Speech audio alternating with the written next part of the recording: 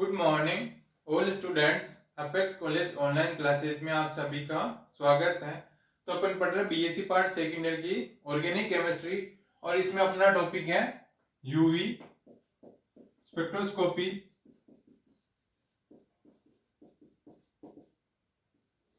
UV spectroscopy और इसमें अपना टॉपिक है विभिन्न प्रकार के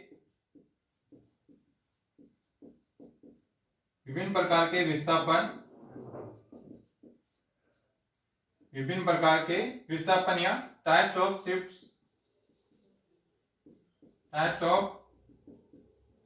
शिफ्ट्स यानी शिफ्ट्स के प्रकार, विभिन्न प्रकार के विस्थापन। तो सबसे पहला, जैसे इसमें यूवी स्पेक्ट्रोस्कोपी में ये होता है ग्राफ, तो इधर क्या हो जाएगा लैम्डा मैक्सिमम, इधर तरंग दैर्ध्य होता है और इधर होता है एब्जॉर्बेंस अवशोषणांक।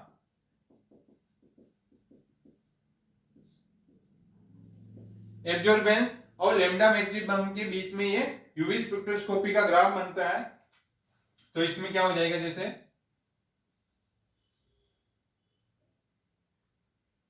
तो इस प्रकार से ये इसमें हो जाएगा, ये हो जाएगा इधर रेड शिफ्ट या इसको बोलते हैं बेथोक्रोमिक शिफ्ट भी बोलते हैं, बेथोक्रोमिक शिफ्ट। और ये इधर हो जाएगी ब्लू शिफ्ट। ब्लू शिफ्ट्स इसको बोलेंगे हिप्सोक्रोमिक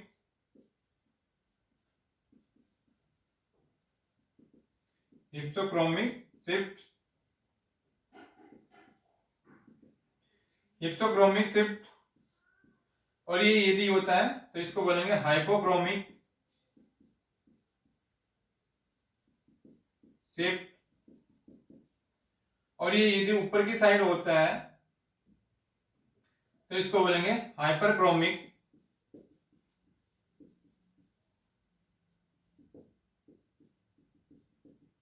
यानी इसके कितने टाइप्स हैं? 4 टाइप्स। सबसे पहला टाइप्स है रेड शिफ्ट या बेथोक्रोमिक शिफ्ट, सेकंड आता है ब्लू शिफ्ट या हिप्सोक्रोमिक शिफ्ट, और थर्ड आता है इसमें हाइपर, और फोर आता है हाइपोक्रोमिक शिफ्ट। यानी इसमें 4 प्रकार के शिफ्ट्स होते हैं, रेड शिफ्ट या बेथोक्रोमिक शिफ्ट, और ब्लू शिफ्ट या हिप्सोक्रोमिक शिफ्ट, और हाइपरक्रोमिक शिफ्ट 3, और 4 होता है हाइपोक्रोमिक शिफ्ट। यानी क्या हो जाएगा, जब रेड शिफ्ट कब होगी, रेड शिफ्ट या बेथोक्रोमिक शिफ्ट क्या होगी, यदि अवशोषणांक का मान तो क्या रहता है, इसमें स्थिर रहता है। तो इसमें एब्जॉर्बेंस का मान क्या होता है, स्थिर रहता है, यानी अवशोषणांक का मान स्थिर रहता है। यदि लैम्डा मैक्सिमम के मान में वृद्धि हो जाती है तो ये क्या हो जाएगा, शिफ्ट इधर की ओर हो जाएगा। अवशोषणांक तो क्या रहेगा, ये रहेगा। यदि लैम्डा मैक्सिमम के मान में वृद्धि हो जाती है तो इसको बोलेंगे रेड शिफ्ट या बेथोक्रोमिक शिफ्ट। यदि अवशोषणांक का मान स्थिर रहता है और लैम्डा मैक्सिमम का मान क्या हो जाएगा, कम हो जाता है, तो ये शिफ्ट क्या हो जाएगी, इधर की ओर खिसक जाएगी, तो इसको बोलेंगे ब्लू शिफ्ट या हिप्सोक्रोमिक शिफ्ट। अब ये दोनों हो गए, ये तो ग्रोथ होती है, लैम्डा मैक्सिमम के मान में वृद्धि होती है तो रेड शिफ्ट, इसके मान में कमी होती तो ब्लू शिफ्ट। इन दोनों में क्या होता है, एब्जॉर्बेंस कांस्टेंट रहता है, स्थिर रहता है। लेकिन यदि तो इसमें क्या हो जाएगा, अब इसमें लैम्डा मैक्सिमम का मान कांस्टेंट रहता है, स्थिर रहता है, और एब्जॉर्बेंस का मान यदि बढ़ जाता है तो ये क्या हो जाएगा, तो ये ग्राफ ऊपर की ओर बढ़ जाएगा, तो इसको बोलेंगे हाइपरक्रोमिक शिफ्ट। यदि ये लैम्डा मैक्सिमम का मान कांस्टेंट रहेगा और जो एब्जॉर्बेंस का मान है वो क्या हो जाएगा, यदि कम हो जाता है तो इसको बोलेंगे हाइपोक्रोमिक शिफ्ट। तो ये 4 प्रकार की शिफ्ट्स होती हैं, red shift, blue shift, hyper और हाइपो। तो अब अपन इसको देखते हैं। सबसे पहली शिफ्ट है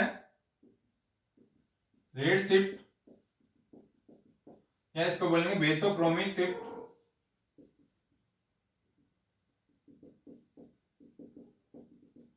रेड शिफ्ट या बेथोक्रोमिक शिफ्ट, तो इसमें क्या होता है, एब्जॉर्बेंस या अवशोषणांक का मान क्या रहता है, स्थिर रहता है, स्थिर रहता है, परंतु जो लेमडा मैक्सिमम का मान होता है, लेमडा मैक्सिमम का मान बढ़ जाता है, तो इसे रेट शिफ्ट कहते हैं, रेट शिफ्ट या बेथोक्रोमिक शिफ्ट कहते हैं। क्योंकि जो सिग्नल है, जो सिग्नल लाल प्रकाश अथवा अधिक तरंग दैर्ध्य की ओर विस्थापित हो जाते हैं।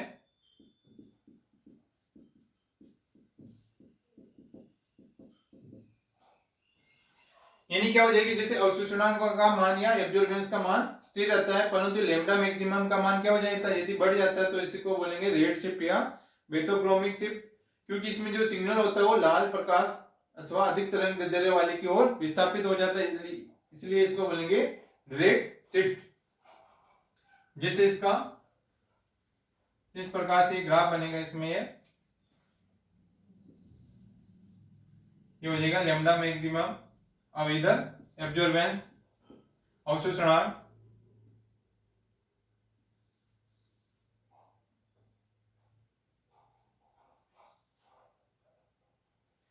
जैसे ये है इसका सबसे पहला, तो इसमें क्या हो जाएगा देन,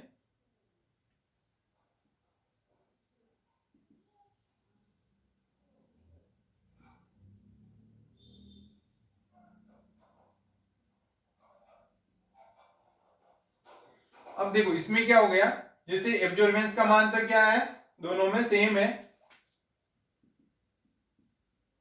ये इसका फर्स्ट लेमडा मैक्सिमम है और ये क्या हो जाएगा इसका सेकंड लेमडा मैक्सिमम, इसको बोलेंगे रेट शिफ्ट, इसको क्या बोलेंगे रेट शिफ्ट।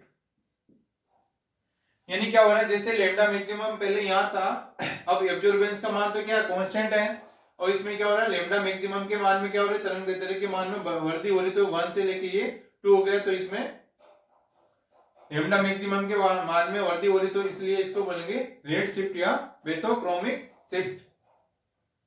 अब नेक्स्ट आता है ब्लू शिफ्ट, सेकंड है ब्लू शिफ्ट या हिप्सोक्रोमिक शिफ्ट, हिप्सोक्रोमिक शिफ्ट। तो इसमें क्या हो जाएगा, जैसे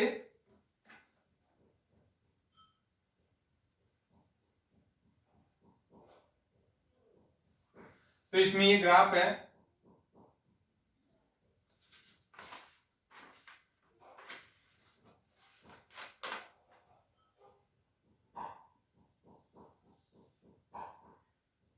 तो ये इसका हो गया लेमडा मैक्सिमम फर्स्ट, और इसमें क्या हो गया, जैसे इसमें कमी हो जाएगी,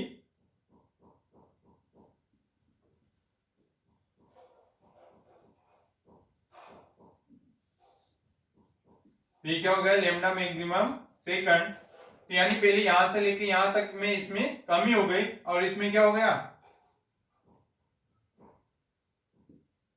इनका जो एब्जॉर्बेंस है ये तो क्या है कांस्टेंट है, अवशोषणांक तो ये क्या है इनका कांस्टेंट है, और इसका लेमडा मैक्सिमम पहले यह था, सेकंड क्या हो गया ये हो गया, तो इसमें क्या हो गई कमी हो गई, तो इसलिए इसको क्या बोलेंगे ब्लू शिफ्ट, ब्लू शिफ्ट या हिप्सोक्रोमिक शिफ्ट। तो इसमें क्या हो जाता है, लेमडा मैक्सिमम का मान क्या हो जाता है, कम हो जाता है, परंतु इसमें जो एब्जॉर्बेंस का मान है ये क्या रहता है, इसमें कांस्टेंट रहता है, इसका मान स्थिर रहता है, और इसमें तरंग दैर्ध्य होता है, तो ये क्या करता है, जो सिग्नल होता है ये ब्लू लाइट की तरफ अथवा कम तरंग दैर्ध्य की ओर विस्थापित हो जाता है, इसलिए इसको क्या बोलेंगे ब्लू शिफ्ट या हिप्सोक्रोमिक शिफ्ट। यानी इसका विस्थापन किधर हो जाएगा, जिसका मान कम तरंग दैर्ध्य की ओर विस्थापित हो जाएगा ब्लू लाइट की ओर, इसका सिग्नल ब्लू लाइट की तरफ आ जाएगा, तो इसलिए इसको क्या बोलेंगे ब्लू शिफ्ट या हिप्सोक्रोमिक शिफ्ट। अब नेक्स्ट आता है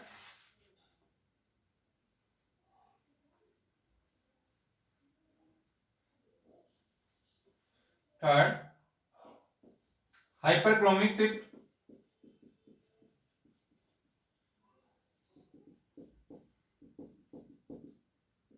हाइपरक्रोमिक शिफ्ट, तो इसमें क्या हो जाएगा, तरंग दैर्ध्य का मान क्या रहता है, स्थिर रहता है, परंतु अवशोषणांक का मान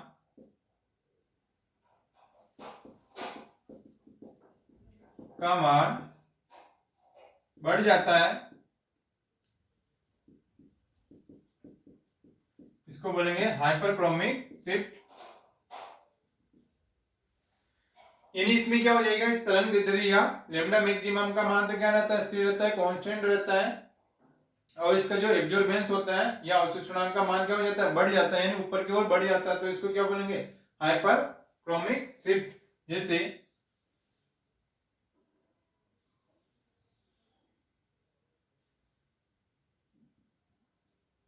ये क्या हो गया, इसका लैम्डा मैक्सिमम, और ये इसका ये हो गया अवशोषणांक A1।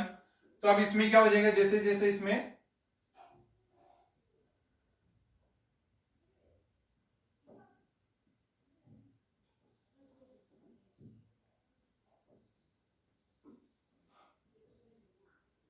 तो ये क्या हो गया, इसमें ये तो ये हो जाएगा A2,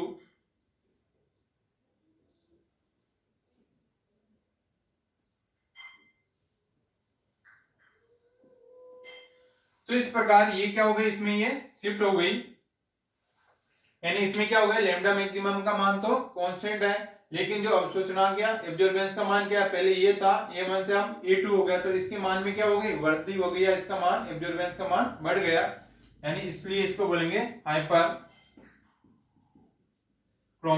शिफ्ट। यानी इसका विस्थापन किधर की ओर हो जाएगा, इसका मान ऊपर की ओर विस्थापित हो जाएगा, इसलिए इसको बोलेंगे हाइपरक्रोमिक शिफ्ट। अब नेक्स्ट है हाइपो,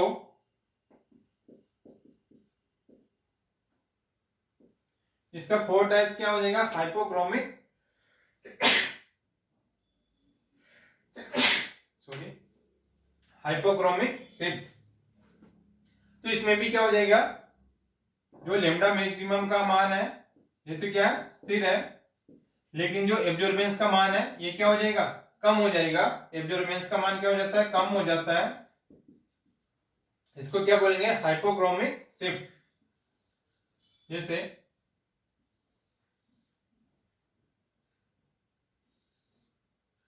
इसका लैम्डा मैक्सिमम वो है इसका A1, तो अब इसमें क्या हो जाता है,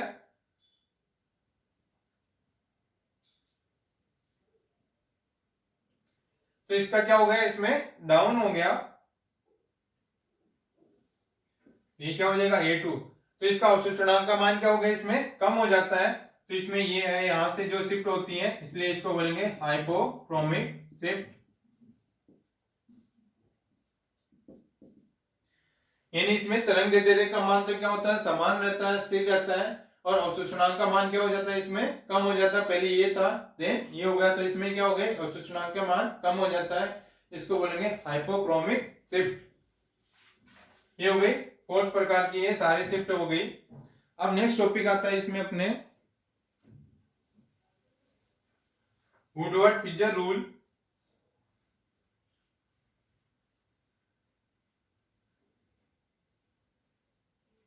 वुडवर्ड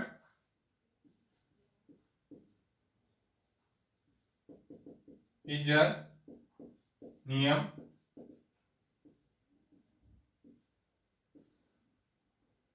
वुडवर्ड पिजर नियम, वुडवर्ड पिजर रूल। तो अब इसमें क्या है, जैसे वैल्यू है तो वैल्यू अपनों को याद रखनी है इसमें, और उसमें कोई जैसे कोई स्ट्रक्चर दे रखी होगी तो उसमें अपनों को वुडवर्ड पिजर नियम द्वारा उसमें लैम्डा मैक्सिमम का मान निकालना होता है। तो इसकी सहायता से क्या कर सकते हैं, लैम्डा मैक्सिमम का मान याद किया जाता है।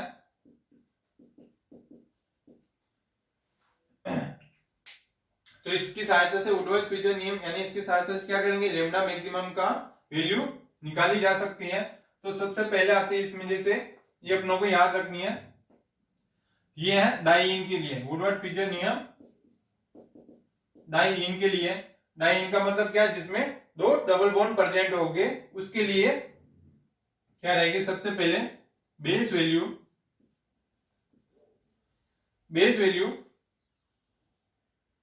ये किसके लिए, base value for homo annular के लिए, या इसको बोलेंगे समवलयाकार। तो समवलयाकार के लिए लेमडा मैक्सिमम का मान ये रहेगा नैनोमीटर में, और इसका मान कितना रहेगा 253 नैनोमीटर। यानी base value for homo annular या समवलयाकार किसको बोलेंगे, जिसमें दोनों डबल बॉन्ड एक ही रिंग में प्रेजेंट होता है। तो ये क्या हो गई, डाइईन हो गई। तो ये क्या हो गई, डाइईन, और ये क्या, होमो एनुलर या समवलयाकार, यानी दोनों डाइईन एक ही रिंग में प्रेजेंट होती हैं। तो उसके लिए बेस वैल्यू का मान क्या हो जाएगा 253। और नेक्स्ट है हेटेरोएनुलर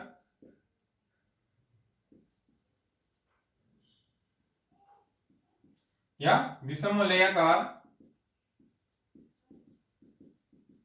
इसके लिए बेस वैल्यू आती है 214 नैनोमीटर हेटेरोएनुलर, यानी जिसमें क्या हो जाएगी, दो रिंग के अंदर क्या है, ये डाइईन प्रेजेंट है।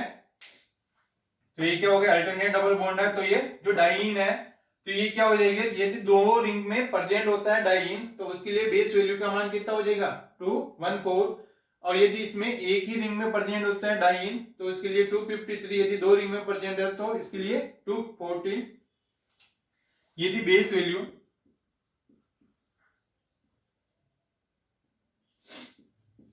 और ओपन चेन डाइईन के लिए, यदि कोई ओपन चेन होती है तो इसके लिए बेस वैल्यू कितनी आएगी 217, जैसे CH2 double bond CH double bond CH2। तो इसके लिए डाइईन का मान कितना आ जाएगा 217, बेस वैल्यू कितनी आ जाएगी इसके 217। और नेक्स्ट है द्विबंध का विस्तार या डबल बॉन्ड एक्सटेंडिंग। द्विबंध का विस्तार यानी क्या हो रहा है, जैसे डाइईन है, डाइईन में कितने दो डबल बॉन्ड प्रेजेंट होते हैं। यदि एक और डबल बॉन्ड और बढ़ जाता है तो उसके लिए +30 इसमें से और वैल्यू ऐड करनी रहेगी। यदि जैसे ये दो डबल बॉन्ड प्रेजेंट है, यदि इसके साथ में ये एक और डबल बॉन्ड प्रेजेंट हो जाए, तो इसके लिए अपनों को क्या करना है, एक जैसे डाइईन के अलावा जितने भी डबल बॉन्ड बढ़ते हैं तो उसके वैल्यू अपनों को पुट करनी, इसमें 30 वैल्यू रखनी है। और नेक्स्ट है वलय अवशेष, इसको बोलेंगे रिंग रेजिड्यू। तो इसमें ये प्लस प्रत्येक के लिए +5 ऐड करना। जैसे अपन क्या हो गया, डाइईन क्या हो गई, ये हो गई डाइईन, और रिंग रेजिड्यू क्या हो जाएगा, जैसे 1 2 और ये 3 है। तो जैसे ये क्या हो गई, पूरी अपने के जैसे डाइईन हो गई। अब इस रिंग के अलावा जो बाहर की साइड किसके साथ जुड़ा हुआ है, यानी ये इसका कार्बन है, तो ये इसके साथ जुड़ा हुआ, तो 1 और ये 2 और ये 3। तो इसमें प्रकार से वलय अवशेष इसमें कितने हो जाएंगे 3, तो 3 × 5 15। तो यानी प्रत्येक रिंग रेजिड्यू इसमें 3 है, तो इसमें ये रिंग हो गई जैसे। अब वलय अवशेष कितना है 1 और ये 2 है, तो इसमें वलय अवशेष 2 × 5, तो इसमें 10 वैल्यू रखनी है। यानी प्रत्येक का रिंग रेजिड्यू का मान कितना रखना है 5 रखना है। तो ये इस प्रकार से। और बाह्य है, चक्रीय है, द्विबंध, या इसको बोलेंगे एक्सोसाइक्लिक डबल बॉन्ड, और इसका मान रखना है 5 रखना है। यानी एक्सोसाइक्लिक डबल बॉन्ड क्या होता है, जैसे ये रिंग है, तो इसमें है नहीं एक्सोसाइक्लिक डबल बॉन्ड है। तो जैसे ये रिंग है, तो ये रिंग यहां जुड़ी हुई है, इस कार्बन के साथ में ये जुड़ी हुई है।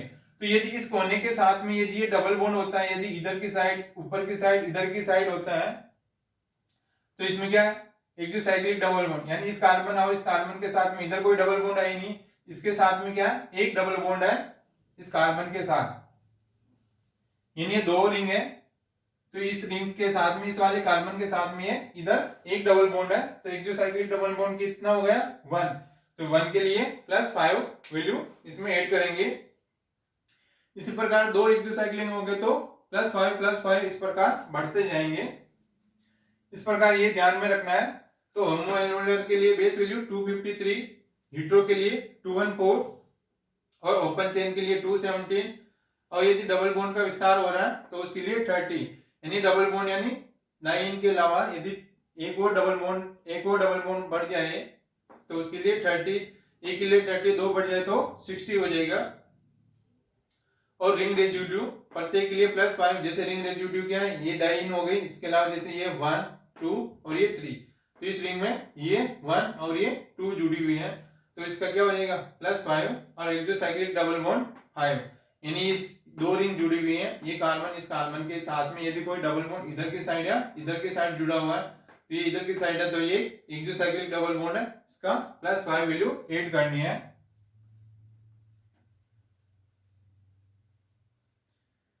अब यदि इसके साथ में कोई OR समूह जुड़ा हुआ है कोई रिंग के साथ में या डाइइन के साथ में, तो उसका +6 ऐड करना है।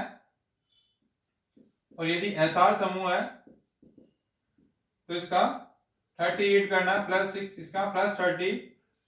यदि क्लोरीन या ब्रोमीन है, जिसे यहाँ पे हो जाता अभी ये क्लोरीन या यहाँ हो जाता ब्रोमीन, तो इसका कितना ऐड करेंगे, ये करेंगे +5।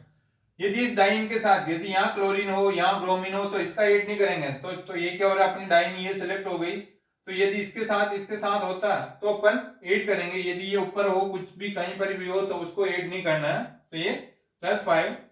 यदि एमीन समूह हो तो इसका कितना करेंगे +60, यदि एमीन समूह हो तो +60। जैसे एक एग्जांपल है वो लेके देखते हैं, फिर उसका लैम्डा मैक्सिमम का मान निकालते हैं।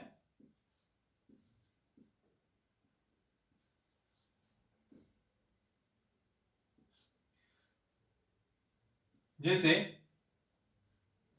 ये दे रखा है कोई कंपाउंड है जिसका अपनों को लैम्डा मैक्सिमम की वैल्यू निकालनी है इसमें, यानी एग्जाम में सीधा पूछते हैं स्ट्रक्चर बना के इसमें लैम्डा मैक्सिमम का मान निकालना है। तो सबसे पहले ये क्या है, होमो की हीट्रो है, तो ये क्या है हीट्रो है, यानी दो रिंग में ये डबल बॉन्ड आ रहा, तो ये क्या हो गया हीट्रो।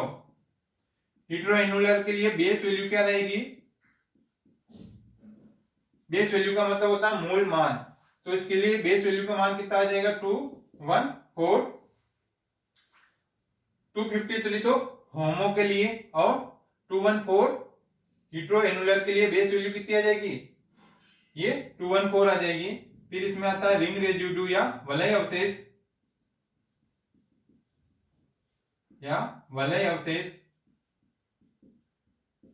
तो वलय अवशेष क्या हो जाएगा, जैसे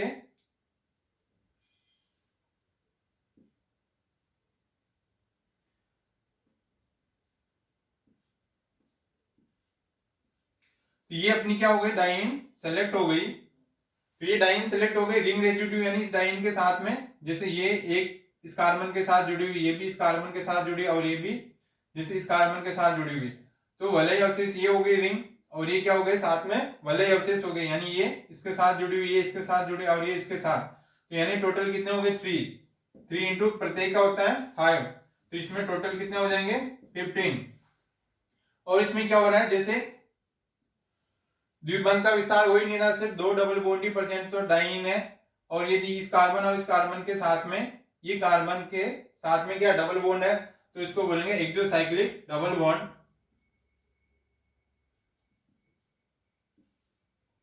एक्सोसाइक्लिक डबल बॉन्ड, इसका अपनों को ऐड करना है +5, यानी एक है एक्सोसाइक्लिक डबल बॉन्ड 5। अब इन तीनों को वैल्यू को ऐड कर लो, तो इसमें लैम्डा मैक्सिमम का मान आ जाएगा 234। इस प्रकार इसमें लैम्डा मैक्सिमम का मान क्या जाएगा 234। तो इस प्रकार से इसमें लैम्डा मैक्सिमम का मान निकाला जाता है इस प्रकार से, और बाकी के एग्जांपल अपन नेक्स्ट क्लास में इनका डिस्कस करेंगे। इन्हीं सबसे पहले बेस वैल्यू का मान रखना है, होमो या हीट्रो या ओपन चेन है, फिर उसमें रिंग रेजिड्यू, तो ये रिंग रेजिड्यू आ जाएंगे। फिर इसमें एक्सोसाइक्लिक डबल बॉन्ड, यानी ये दोनों रिंग के साथ में यदि ये है डबल बॉन्ड इस कार्बन के साथ या इस कार्बन के साथ, यदि यह डबल बॉन्ड यहाँ हो, यहाँ हो, यहाँ हो, तो यदि जितने हो, जैसे ये क्या है, ये यदि यहाँ होता तो ये क्या हो जाएगा, तो 2 एक्सोसाइक्लिक डबल बॉन्ड हो जाते हैं, और 2 एक्सोसाइक्लिक के लिए 2 × 5 10 हो जाता है। एक है तो इसके लिए 5, और इसमें कोई डबल बॉन्ड का विस्तार नहीं हो रहा है, तो इन सबको ऐड कर लो और ये हो जाएगा लैम्डा मैक्सिमम का मान। और बाकी का नेक्स्ट अपन नेक्स्ट क्लास में डिस्कस करेंगे। ओके।